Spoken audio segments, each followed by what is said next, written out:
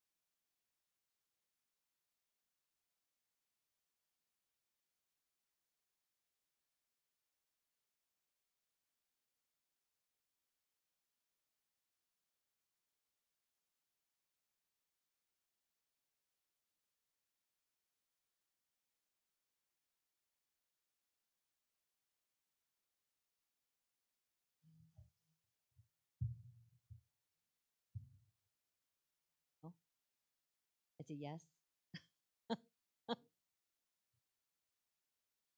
Hey, good morning, everyone. Welcome to Unity in Naperville. I'm Kitty Benson, the minister here at Unity, and grateful to be with you and with you and with you this morning. It's January. It's a little bit nippy here in Naperville, Illinois, but we're trusting that the divine energy that's flowing amongst us will warm things up.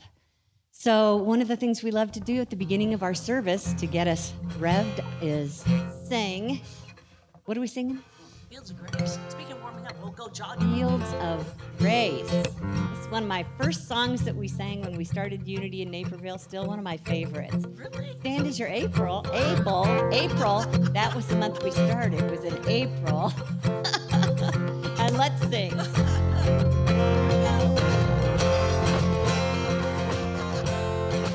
Good morning, everyone. Let's jog in the field. Let's dance and sing. There's a place where I love to run and play. There's a place where I sing new songs of praise. Dancing with the Holy One in fields of grace. Dancing with the Holy One in fields of grace. There's a place where I lose myself within.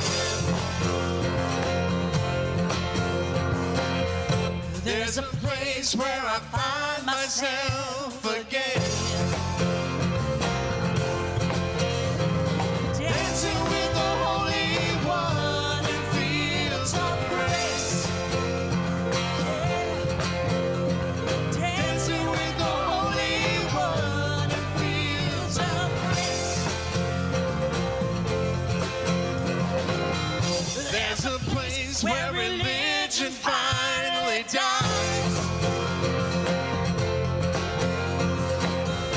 There's a place where I lose my selfish pride.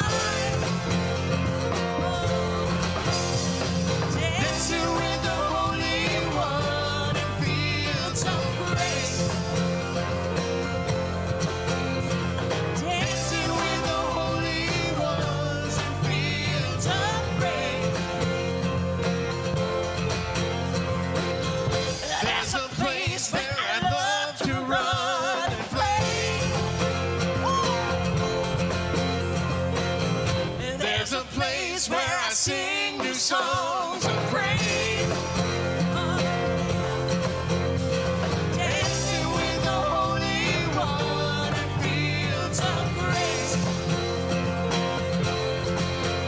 Dancing with the Holy One in fields of grace. Dancing, dancing, dancing with the Holy One in fields of grace. Dancing with the Holy One in fields of grace.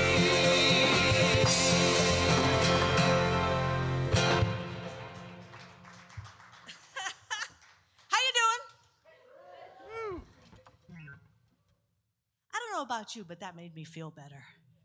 Something, right? Something about that music. What?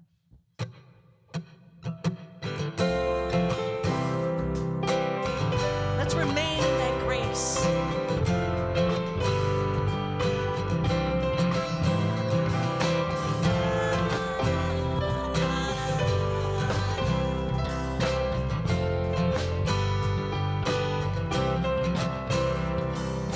Nothing is ever lost, and we are not forgotten. We are living in the heart of God.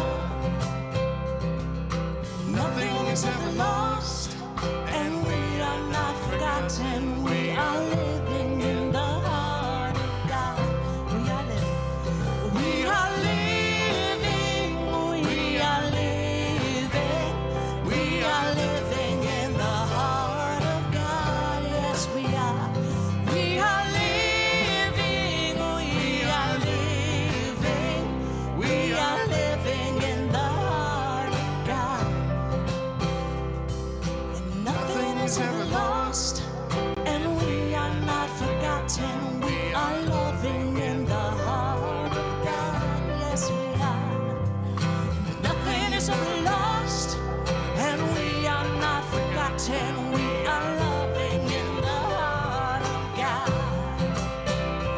We are loving, we are loving, we are loving in the heart of God. We are loving, we are loving, we are loving in the heart of God.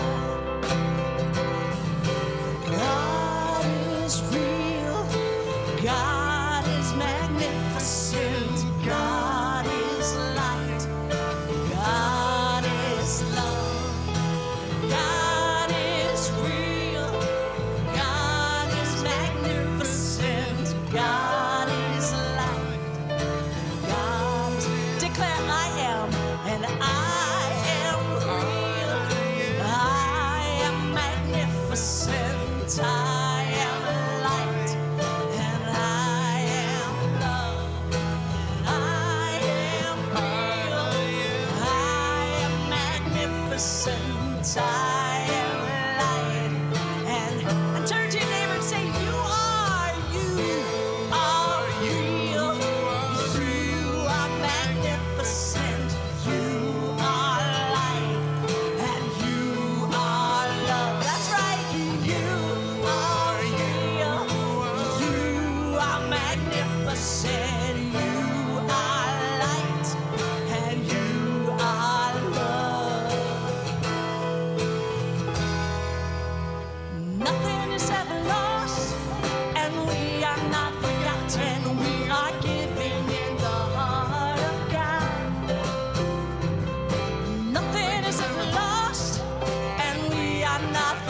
and we are giving in the heart of God. Sing, we are giving. And we are giving.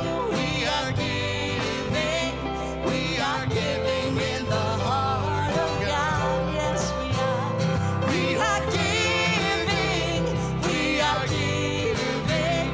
We are giving in the heart of God. We are giving in the heart of God. And we are giving in the heart of God.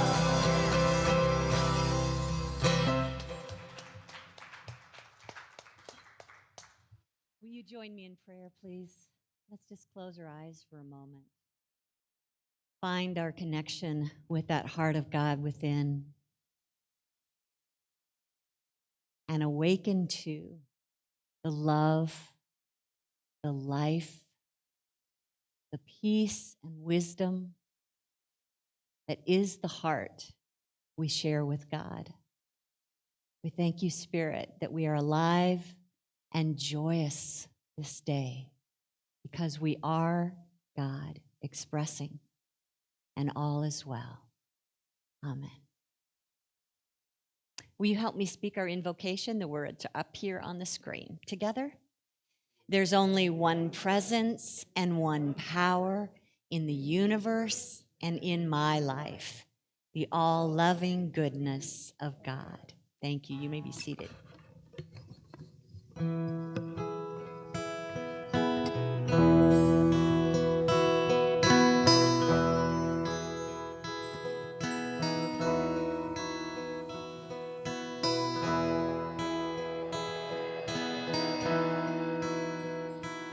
In the silence is the answer.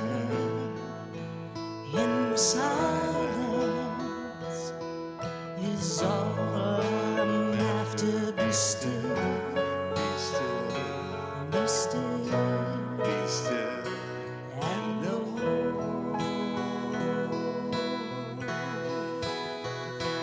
Be still, be still, be still, be still. my soul.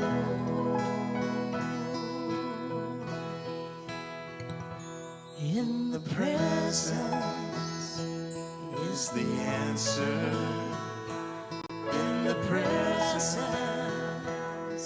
is all I'm after. Be still, be still, be still, be still, and know.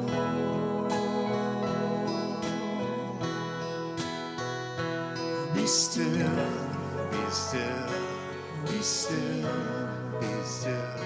my soul. And I'm not waiting on divine.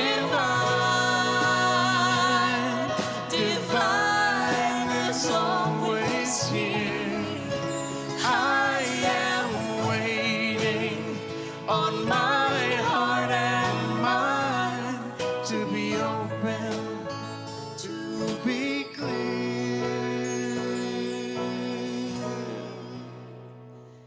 Be still, Be still, be still, be still, and know.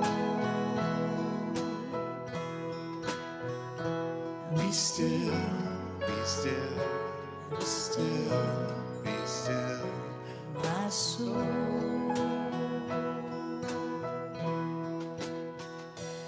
In the silence is the answer.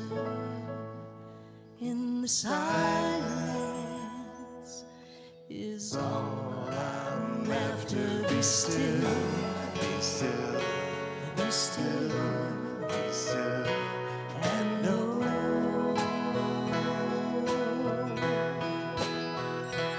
Be still, be still, be still, be still.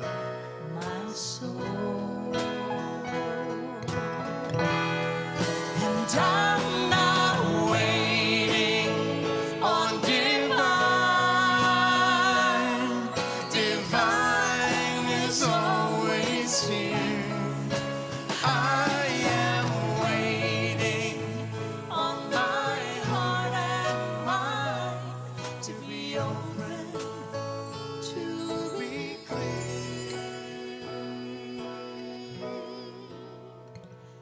Be still, be still, be still, be still, and know.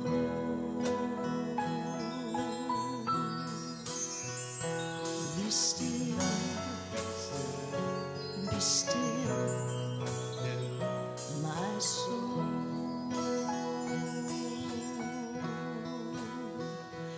Be still, be still, be still, and know.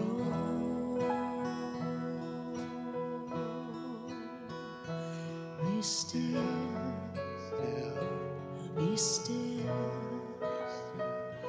my soul.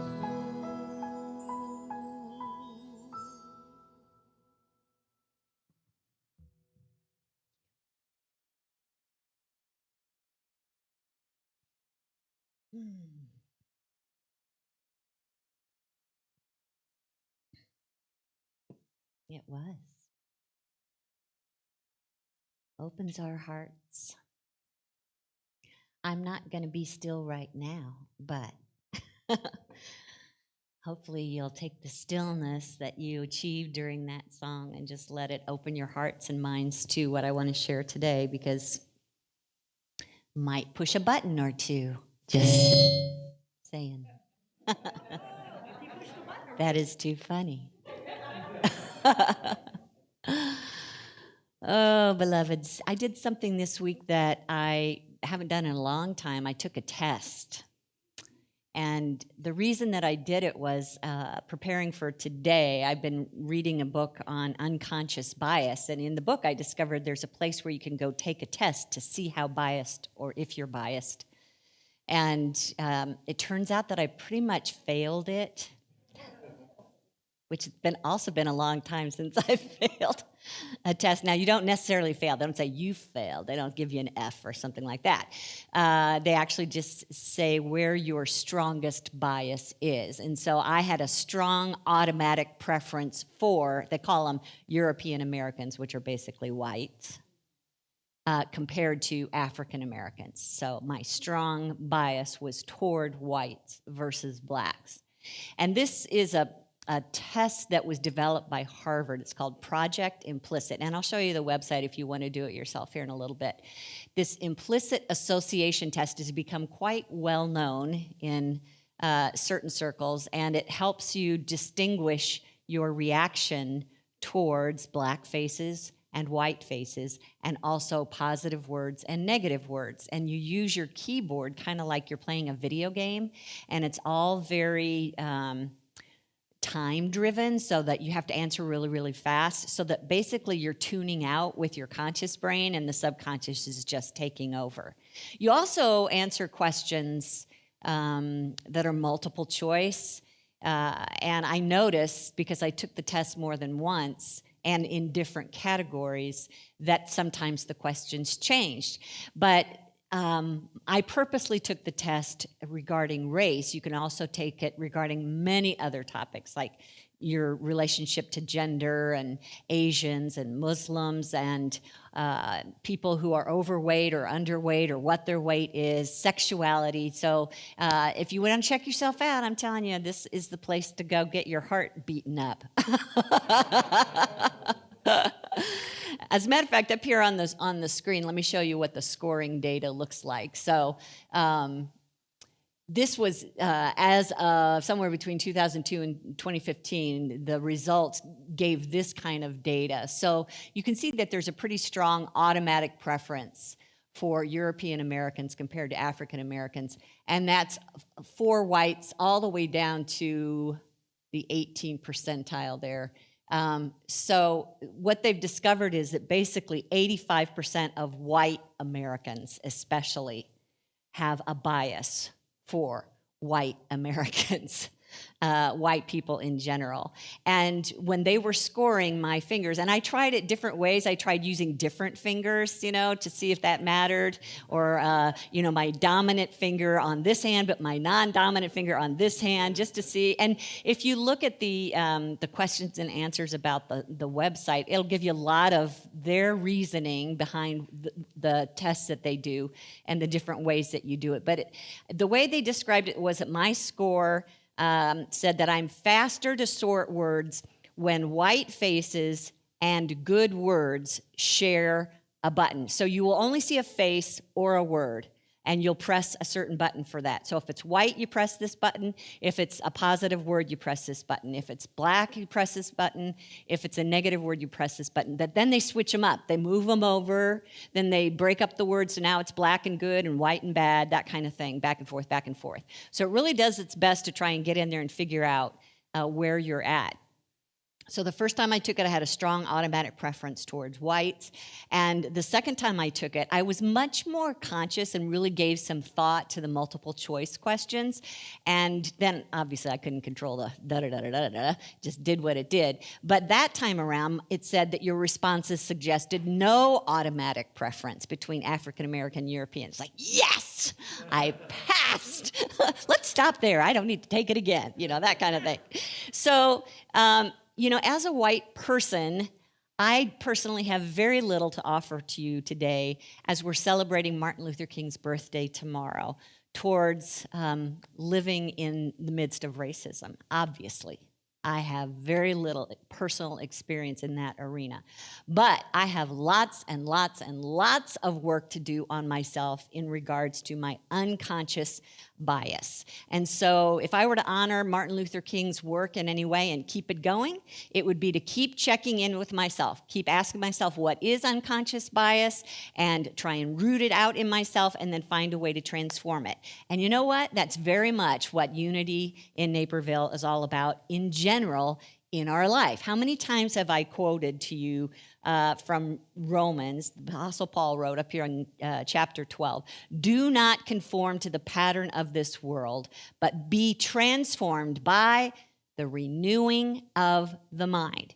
And compare that to our third principle, which says that we create our life experience through our thoughts, feelings, and beliefs.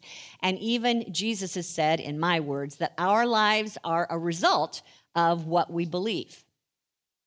So if you decide to take this test result and find out that you have a strong preference for whites, you may find yourself saying, but I'm a good person, I'm not a racist. Well, let me tell you, the bias, especially unconscious bias, has nothing to do with what you consciously think. It's all being driven by our unconscious choices. And our unconscious mind is what's driving our behavior. So whether you realize it or not, you are probably, if white, probably holding some kind of bias in your consciousness. Now, this is what was kind of a revelation for me, that it wasn't just about that I was purposely taught by my parents or my peers or the school that I went to or whatever to think a certain way. It's actually how the brain works given the environment that you grow up in.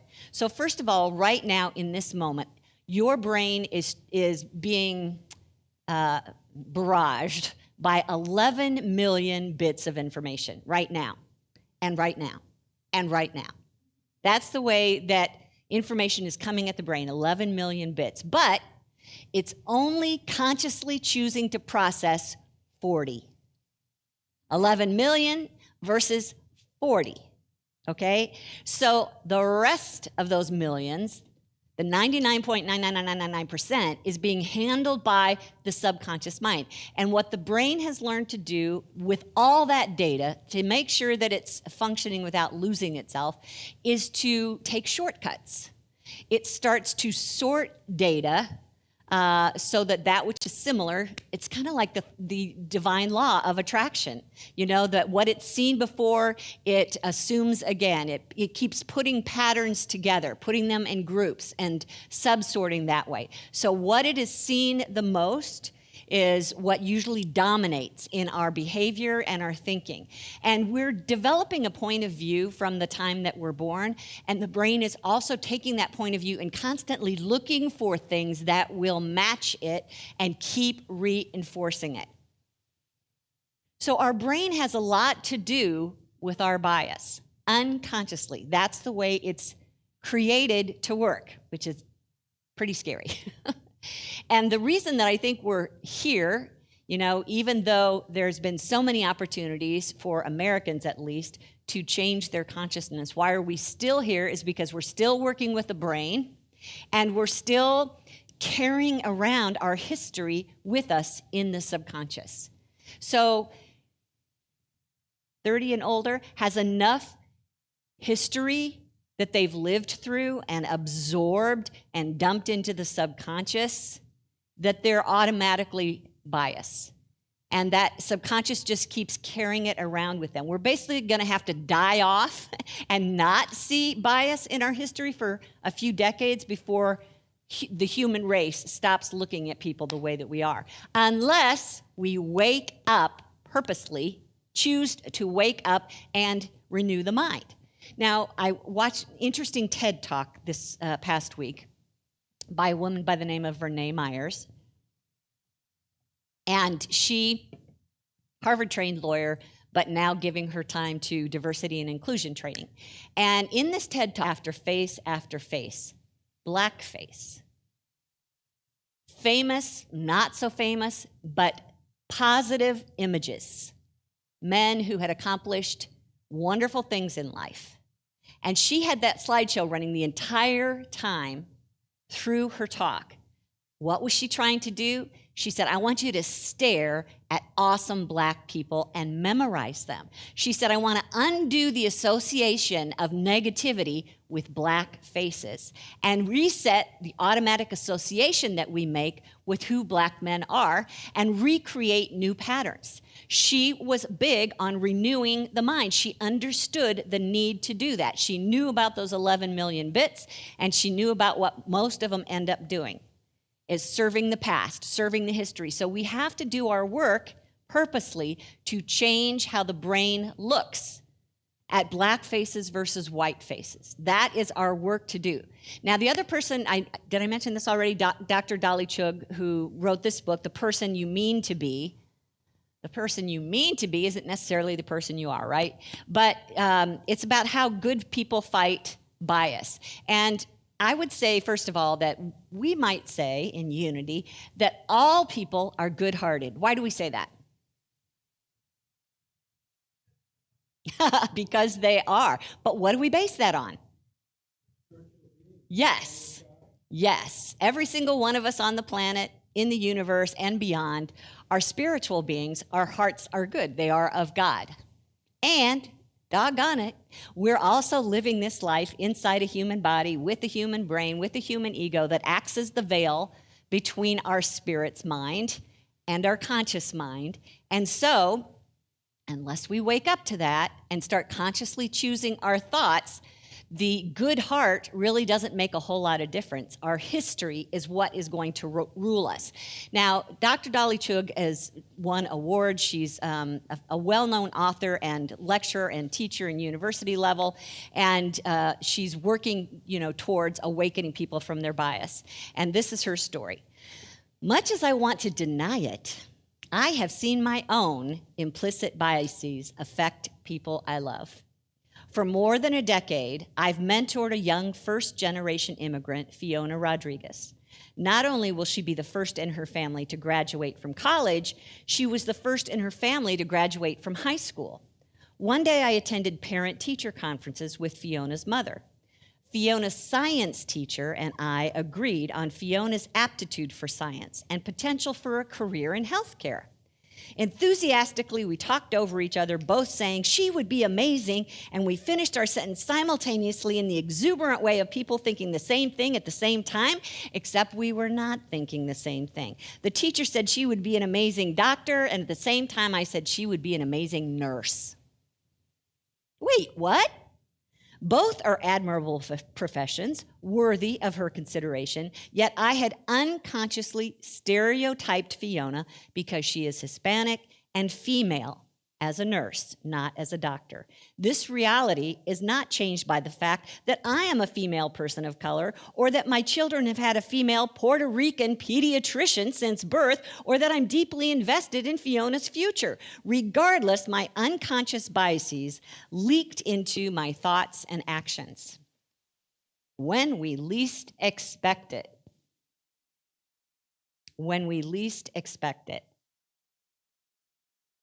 So I'm going to give you some examples to just notice in your life, to start pinpointing those moments where your bias is coming out where you least expect it. When you walk into a room of people that you don't know and you have to find a place to sit, who do you choose and why do you choose to sit by them? It depends. Take a look at your bias when it comes to how you make eye contact with people, or who you choose to help or promote or hire if you're in that capacity. Whose ideas do you value more? Who would you think is leadership material and who would you never think of that? How long do you hold your smile when you look at someone? Who do you automatically perceive as an angry person before you've even heard a word come out of their mouth? Who do you choose to start a conversation with and who do you walk away from? Who do you ask for help or give help to and who don't you? That's one of the ways you can see in these simple, unconscious behaviors that show you there's something stuck in there that needs to come out and be transformed. Another thing that we do is we put groups of people, entire groups of people, in categories so that they're no longer individuals with unique personalities. We treat them all as a single group, as an object. All Black women are angry. All Asians are smart. All fat people are lazy. Just ask yourself, who am I doing that to? At that point, she uses the word otherizing. Otherizing, when we treat an entire race or group of people the same and assign them less value because of what we think they are all like. Again, this author, Dr. Chug, talked about teaching a leadership class to inmates in a prison and how she discovered that she had been otherizing them because she was surprised at how normal they turned out to be. She talked about how one was, more talkative and another was quiet. She talked about how they were, one had a real sense of humor and another one was more serious. She said they were no different than my MBA students, and I was able to relate to them individually on different levels. But I had otherized them and put all incarcerated people in a single group that I was probably not going to be able to relate to. Who do we do that with in our life? What groups have we assigned people to?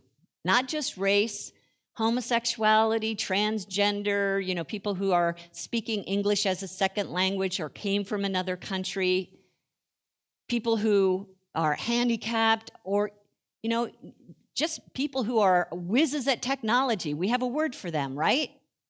What is it? Nerd or geek? Yeah.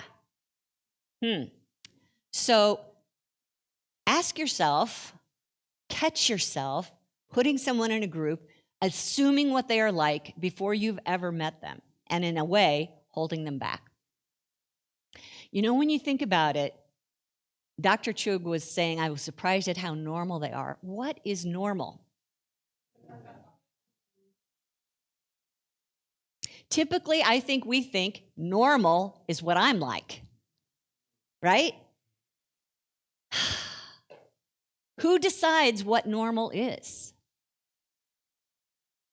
This is, that's something you can sit and meditate on for a while and start to challenge yourself about how many times you think normal, not normal. And it's not even happening consciously, right? But if you're really looking at yourself. There's also the challenge that we have an in-group and then there are out-groups. So our in-group bias is the people that we like to be with, that we're drawn to, that are like us. And those are the people that when we know they're looking for work, we, give them a hint whenever we find out that there's a job opening. Those are the people that we tell first, or maybe only. Those are the people that we ask to go to lunch or ride share with or loan money. Our in-group, the ones that are like us, when all the time there's out-groups out there who could do just as great a job, could be just as much fun as a friend, could be just as interesting, but we don't stretch ourselves to go outside of our circle. So we have to be aware of our patterns, what we keep repeating when we're relating to people. There was a commercial series on for Staples a few years back with the easy button. Do you remember that? And the goal was just, whatever you need, just hit the easy button. Staples will take care of it. That's kind of the way your brain will work as an easy button. It will go to the pattern and what it knows best and longest and make that be the behavior when really what we're trying to do is change it, to wake ourselves up. So notice who's in your group. Notice also, this is something that I've heard white people argue with, and that is that whites are privileged because of the color of their skin. So let me ask white people, how often do you have to think about what color your skin is before you go out and live your life? Probably never. Never. That right there is a form of privilege when you consider how people of color almost always have to take into account the color of their skin when they go out to live their life. Because what they have discovered is that color inhibits their ability to live the same life that you and I can live. Now, you and I can get better jobs because of that. When I say you and I, I'm talking to the white folks in the room, the white folks that are watching online, that we can get better jobs, that we can make higher pay, we can get better education, we can have better living conditions, we can have better health care because we're privileged in that way. The bias in the people that we meet will automatically put us at the front of the line. And I know you don't like to hear that, but you're basically treated as a first-class citizen. You're basically treated as someone who matters more, who is of more value because of the color of your skin. We need to become aware of that. Now, we can't change the color of our skin, but when we become aware of this, then we have the opportunity to open doors for people who have a skin color that gets in the way of living life. How can I open doors for others? How can I stand in their behalf or help them into something? When some of you are still going to work and probably attending meetings, even if it's on Zoom, you're attending meetings. And I'd like to think, especially if you're in larger companies, that you're seeing people of color in your meetings. So how about if the next time you go to a meeting, you just notice a few things? Who's doing all the talking? Who's not talking? Who's interrupting people and who's getting interrupted? Who got invited to the meeting and who's missing from the meeting? These are all opportunities for us to speak up and say, what do you have to say, Fred? What do you have to say, Judy? I don't know where those names are coming from, but yeah. Anyway, it's an opportunity for us with white privilege to make way, to make room, to invite people in, to be inclusive into a conversation. You can notice that in so many places, not just at the work level. You're probably participating in all kinds of groups in your life. Notice. Where can I be more inclusive and invite people in? And don't assume that just because they're at the table that they feel comfortable speaking up, because that is not always true. They need to be invited in. If you feel that people are missing from the meeting, can you ask the person who formed the meeting why that is, or where was that person? And do some work on examining yourself. Something that, when we're talking about privilege, that describes it up here on the screen is what makes ordinary privilege a privilege is that it usually brings us some influence not easily given to those who lack it. How can I use my privilege to help someone else? And this is an opportunity for us when we are waking to this unconscious bias, is examining ourselves over and over and over again. When you hear a family member make a racist remark, are you speaking up and remembering that you've got kids at home that are learning? Remember, they're just getting started in filling up that subconscious bucket. What are you helping to contribute into that bucket? And you also want to take a look at your circles and who you're hanging with. There was an interesting story in Dr. Chug's book about a guy named Rick. And he was in the technology arena for a well-known big company. He had a high-paying, high-profile job, and something came across his path that made him want to take this IAT test in relationship to women, how he saw women. And it turns out that he scored very highly in associating women with family and home, but not with work and career. And he was shocked by that. He was one of those people that couldn't believe that he, this very progressive male, was treating women that way. So he just got on his phone and he looked at his contact list, and being who he was, he has a huge contact list, but being in technology, found some software to be able to differentiate between male and female gender on his contact list, and discovered that of the male and female on his list, only 20% were women. So then he looked at his Twitter account. He had 25,000 followers. He used another software program to help him tell which was male and which was female. Turns out 20% were female. He took a look at the industry panels that he had served on or was serving on. All of them were all male panels. He remembered that recently one of his female colleagues had kind of called him out on referring to women as guys, and he just rolled his eyes. And he realized how often he rolls his eyes when he hears those kinds of reminders. He had some work to do, and he began to work on that. But it's work. That's the issue right there. It's undoing, it's transforming, it's renewing those years and years and years of training that the brain has created and followed. Are you willing to do that? Now, recognize that a lot of what's going on for us is not just our own personal life experience, but the collective consciousness or unconsciousness that we all contribute to and we all participate in. It's invisible, we're unaware of it, but it is dominating our behavior. So I don't want to, make this about shame or blame as much as I want you to just be aware of what is, that you have a strong, if you're a white person, have a strong preference that you're not aware of, and that it's not something to defend or feel bad about, it's something to change. It's something to transform. Keep looking at who you're interacting with and how you're interacting. One of the hardest things we have to do is say something to someone who is making some kind of a racist comment. And so I came across these slides on Facebook one day, and I grabbed them all, and I put them up here for you to take a look at. What do you say? Hold on, I need to process what you just said. Just stop it. This is an interrupter. Or, I'm sorry, what? A lot of times these just whiz by, we never say a word. I didn't realize you think that. Let's talk about that. Or, I'm not comfortable with that. Next screen, please. What you just said is harmful. Or, help me understand your thinking. Or, we don't say things like that here.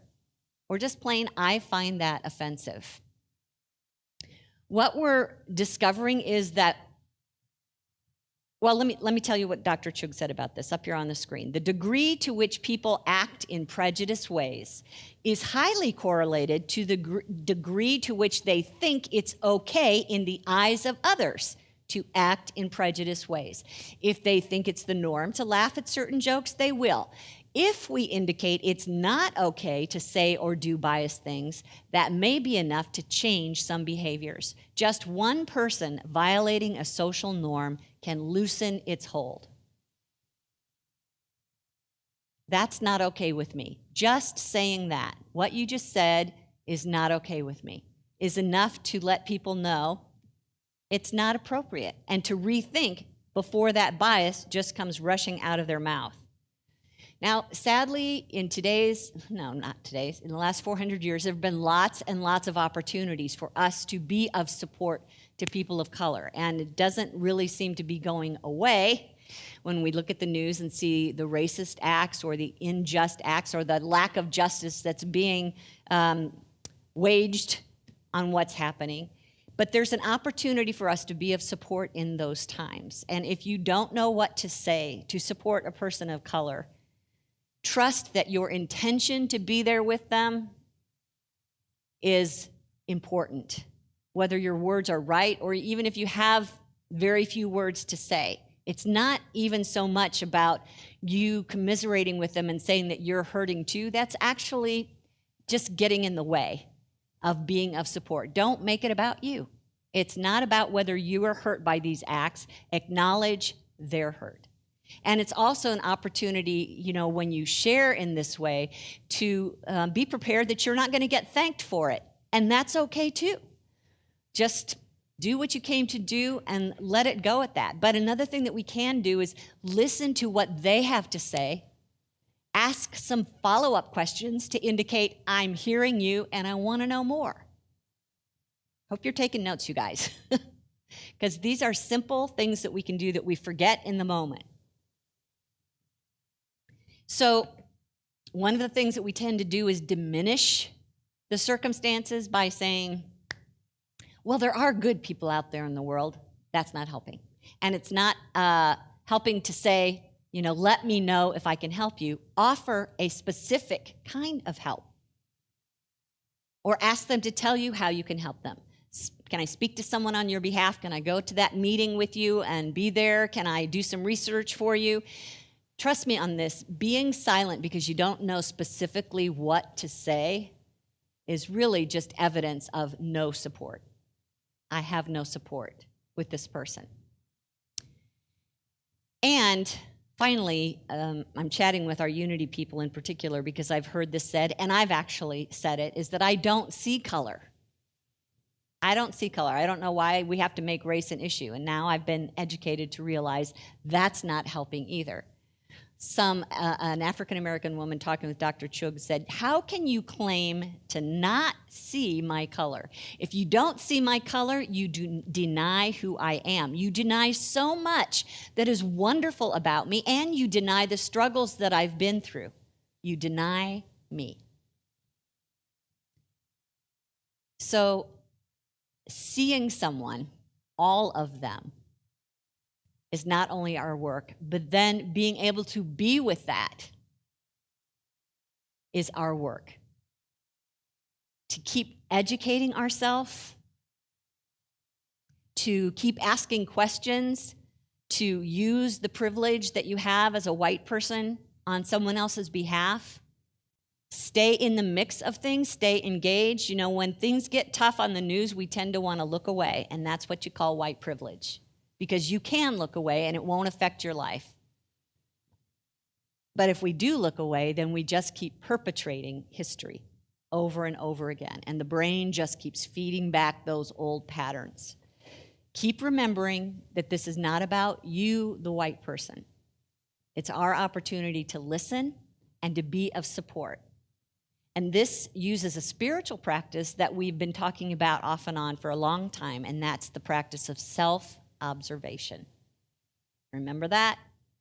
To keep waking up to what's going on in our consciousness, what kind of meaning we're giving it, what kind of feelings we have for it, what we believe about it, and then transforming it according to what is truth and to who we really want to be. What we're doing here is we're learning how to peel back those layers of the ego so that we can reveal the Christ within. We can live from that nature.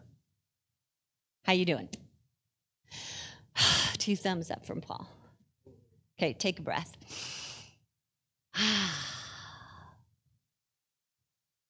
Really, waking from unconscious bias is the hardest part, is waking, realizing, stopping that knee-jerk brain reaction and asking yourself questions. Is this an opportunity for me to do this or see this differently? And being willing to stretch outside your in-group to an out-group, to notice who you're otherizing, and instead treating each person as an individual. Spirit will guide you, so let's also spend time in meditation. Let's do that now.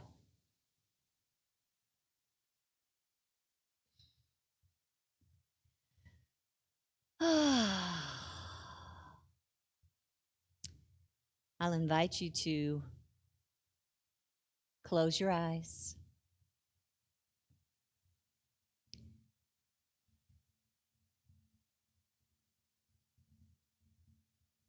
Trust the chair beneath you.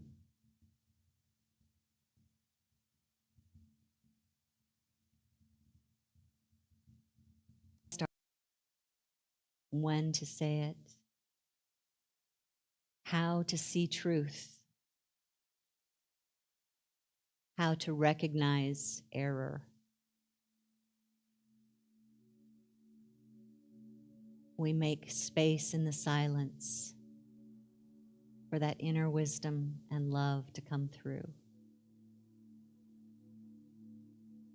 Let's take a deep breath, breathing through the heart, releasing inner tension.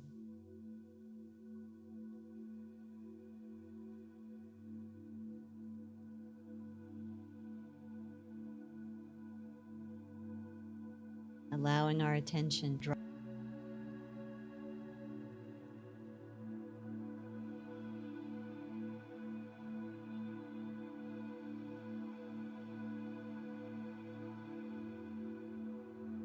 Thinking of someone we love or appreciate in our life.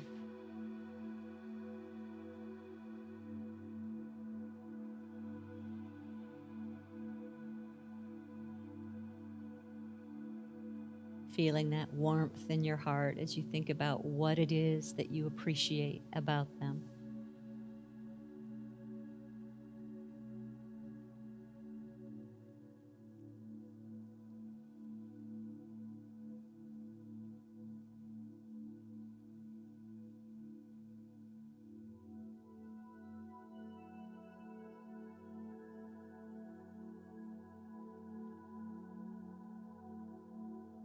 Turning our thoughts to someone that we know slightly, that does not look like us, whose skin color or something about them is different.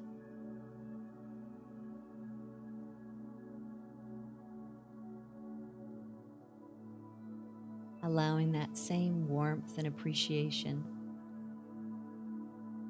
to be centered on them.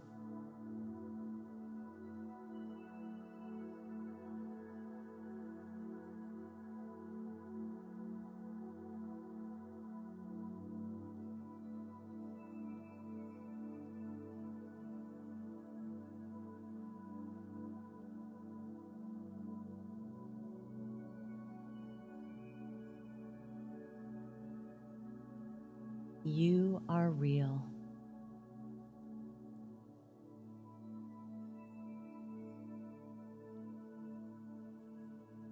You are magnificent.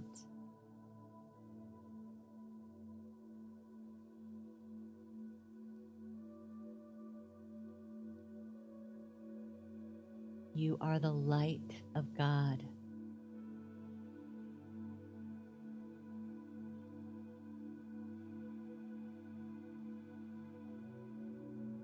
You are love.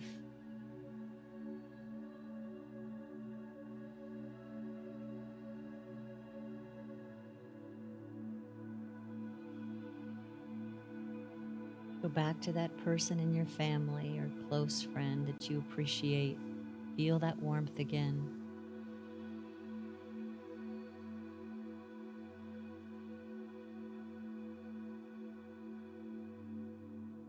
Why do you appreciate them?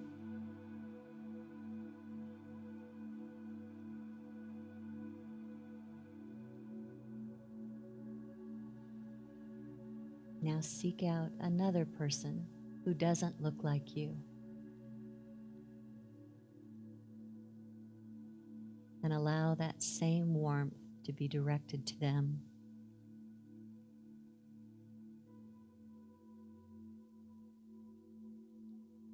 See their face.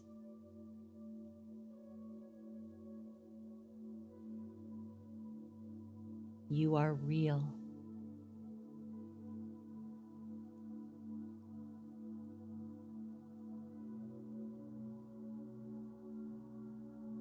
You are magnificent.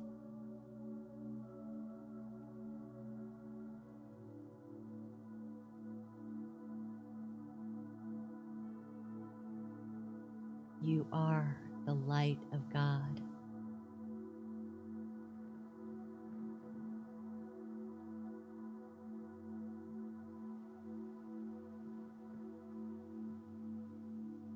you are love.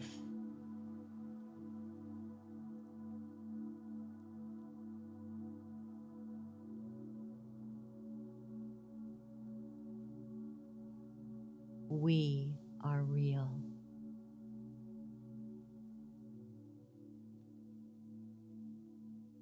We are magnificent.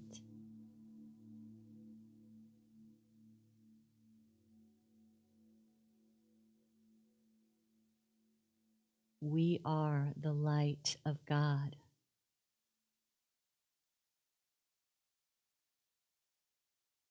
We are love.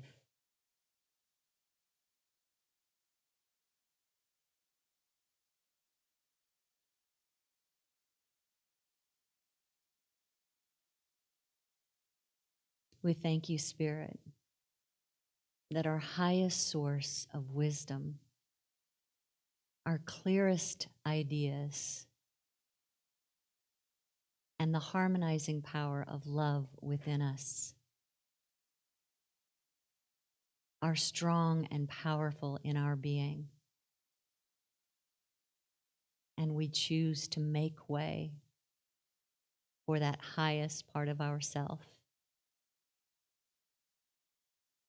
as we come to know all parts of all people as one. This is the truth of our being, and now we let it be. Amen.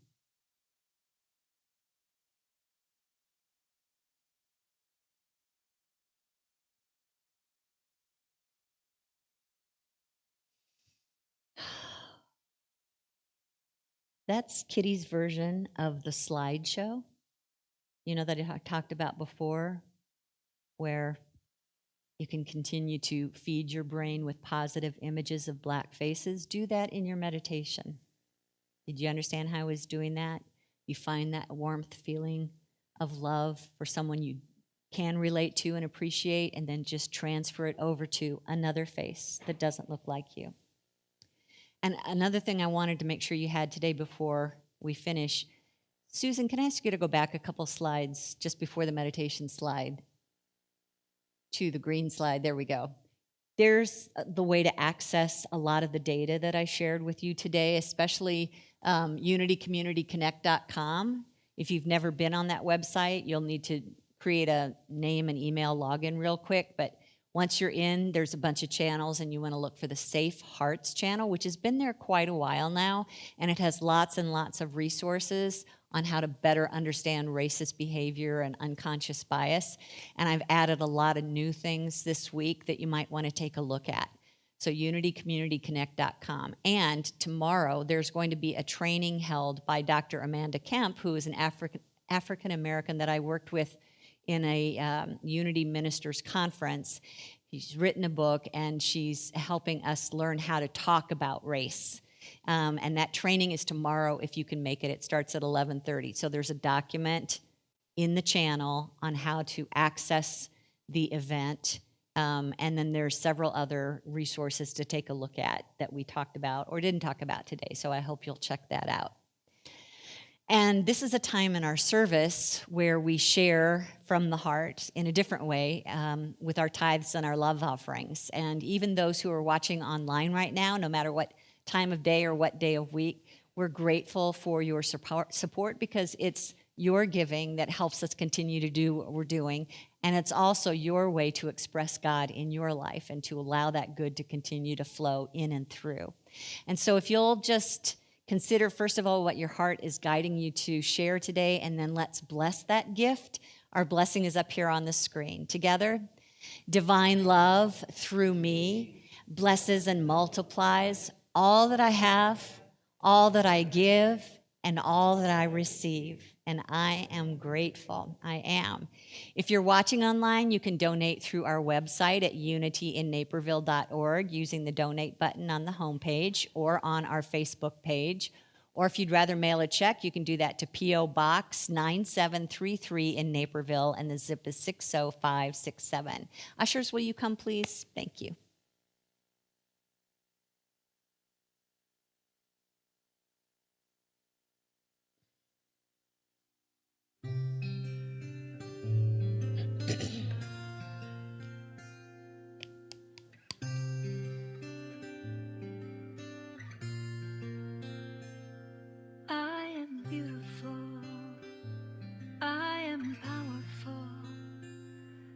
I've let go of my past and celebrate who I've become.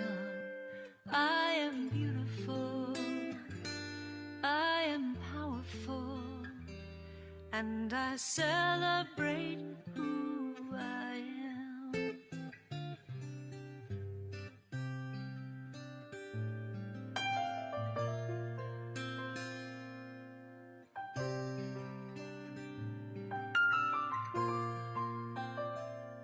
I am beautiful, I am powerful. I've let go of my past and celebrate who I've become. I am beautiful, I am powerful, and I celebrate who I am. I am beautiful, I am powerful. I've let go of my past and celebrate who I've become. I am beautiful, I am powerful, and I celebrate who I am. I am beautiful, I am powerful, I've let go of my past and celebrate who I've become. I am beautiful, I am powerful, and I celebrate who I am. I am beautiful, I am powerful, I've let go of my past and celebrate who I've become. And I am beautiful, I am powerful, and I celebrate who I am. Yes, I do, 'cause I am beautiful, I am powerful. I let go of my past and I celebrate who I've become. I am beautiful, so powerful, and I celebrate who I am. Yes, I celebrate every day. I'm gonna celebrate. I'm gonna celebrate. I'm gonna celebrate. Oh, my beauty, my power, my wisdom. I'm gonna celebrate now. I'm gonna celebrate. Oh, yeah. Where I'm going now, I'm gonna celebrate, celebrate, celebrate now. My talent, my girlfriends. Celebrate every day. And everywhere. I'm gonna celebrate. So I celebrate all of you. Yay.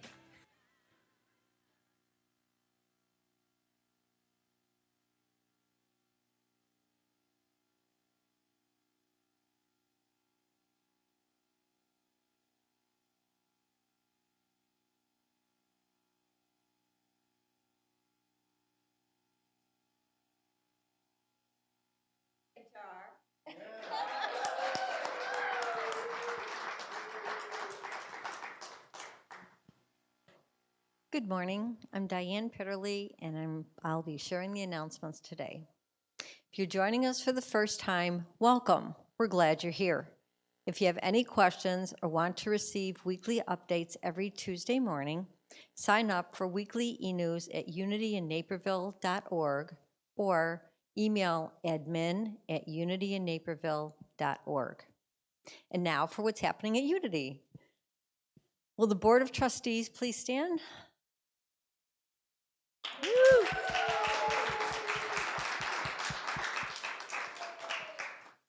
If you have any questions or would like to know more about what's happening at Unity, they're available and would love to talk with you after the service. Today is the last day to drop off your styrofoam. If you can help deliver the styrofoam to Dart and Aurora, please meet in the front room after service. If you'd like to take in-depth classes about Unity spiritual principles, online classes offered by Unity Worldwide Spiritual Institute begin this week and run through March 13th. For more information, email admin@unityinnaperville.org. Tomorrow at 10:30 till noon, join Monday Morning Metaphysics weekly Zoom book study group led by Reverend Mary Beth Spear. The first book is The Power of Decision by Raymond Charles Barker. For info on where to purchase the book and how to join the Zoom call, see the event calendar. Event team meets Monday at 6:30 p.m.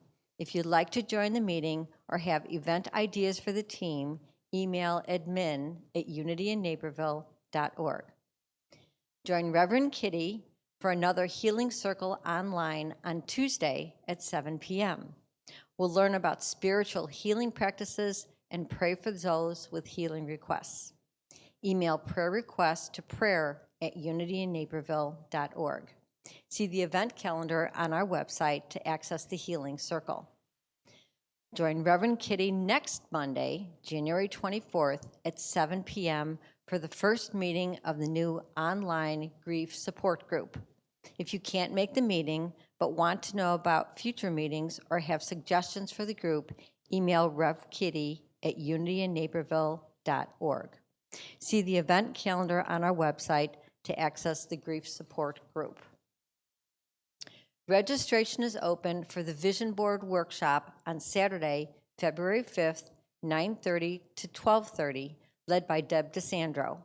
Workshop will be held on Zoom. Magazines are available in the front room for you to take home and find images. Love offering, $20. See the event calendar for more info.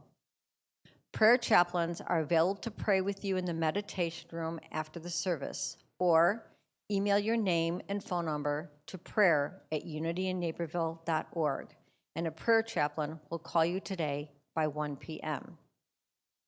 For details on all of our events, go to www.unityinnaperville.org. And Kitty has an announcement to make.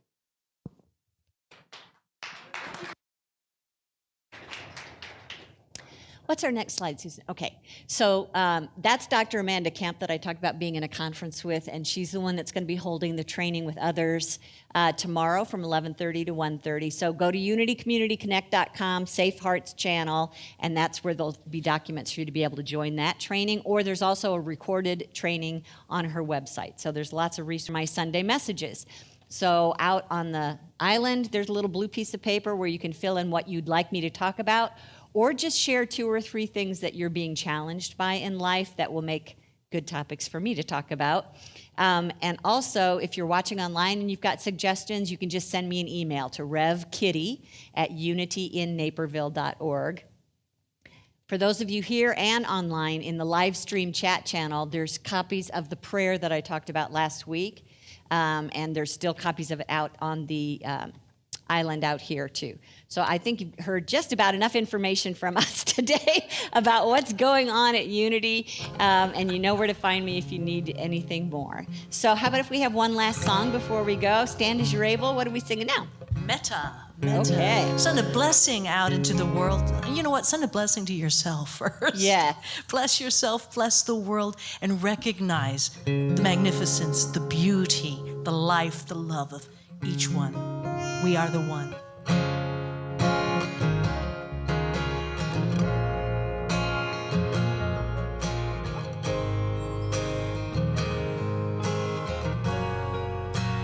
Together we sing. May you be well. May you be happy. May you be peaceful. And may you be loved. May you be well.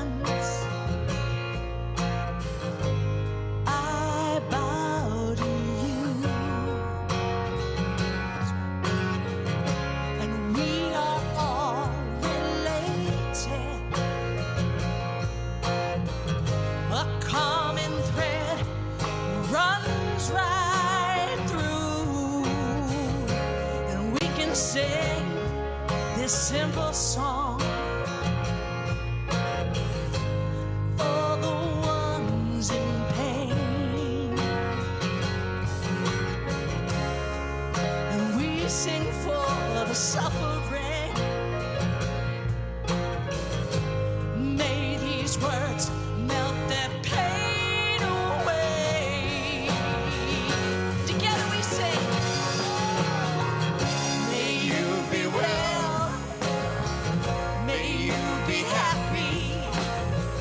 May you be peaceful, and may you be. Send this to the world. May you be well, yes. May you be happy. May you be peaceful, and may you be loved. We sing now.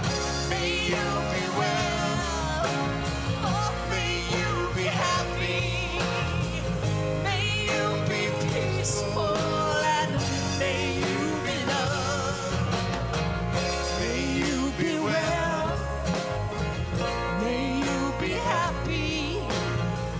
May you be peaceful, and may you be loved.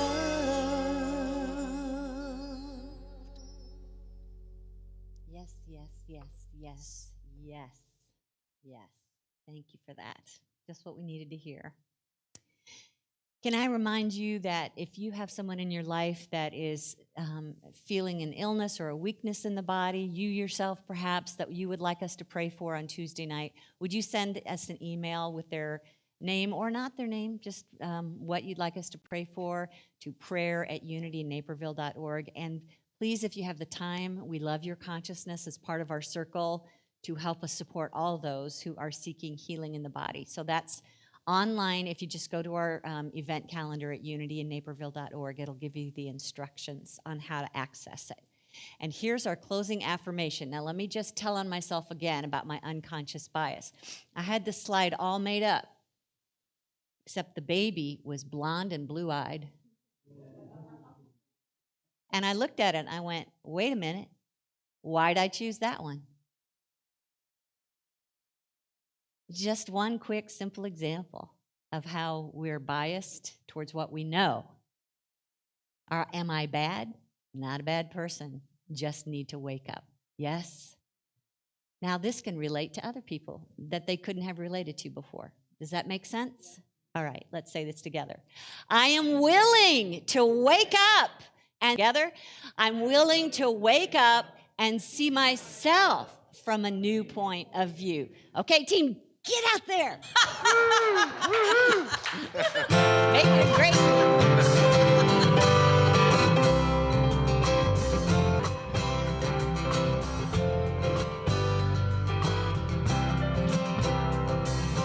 Nothing is ever